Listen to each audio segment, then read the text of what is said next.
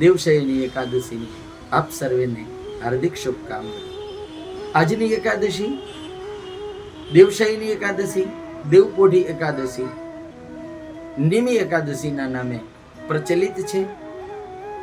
એકાદશીનો મહિમા શ્રીમદ ભાગવતજી માં વર્ણવવામાં આવ્યું છે.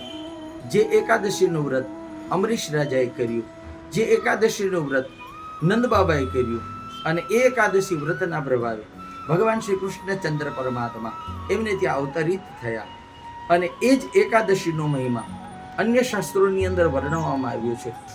એકાદશી વ્રત કરવાથી તમામ મનોકામના પૂર્ણ થાય છે. અને સનાતન ધર્મની સાથે આપણી એકાદશી એ સંકળાયેલી છે. માને દરેક ધર્મના લોકો એકાદશી વ્રતને માને છે અને એકાદશીનું વ્રત કરે છે. બ્રહ્મલીન ડોંગરે બાપજી પોતાના વક્તવ્યમાં એવું કહેતા કે એકાદશીના દિવસે અન્નનો આહાર ન લેવો જોઈએ. એથી વધી અને એવું પણ કહેવામાં આવ્યું કે એકાદશીના દિવસે આપણે ત્યાં મહેમાન આવે તો મહેમાનને પણ ફલાહાર કરાવવો.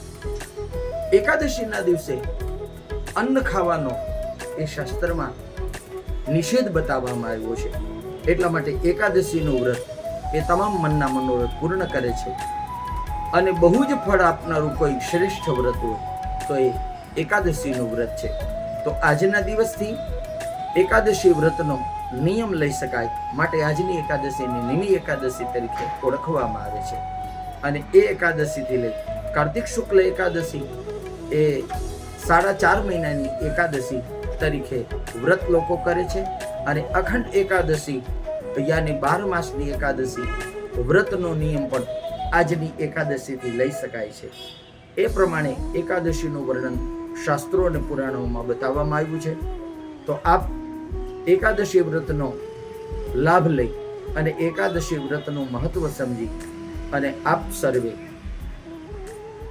આપનું કલ્યાણ થાય, આપ સર્વનું કલ્યાણ થાય એવી શુભકામના. જય શ્રી કૃષ્ણ.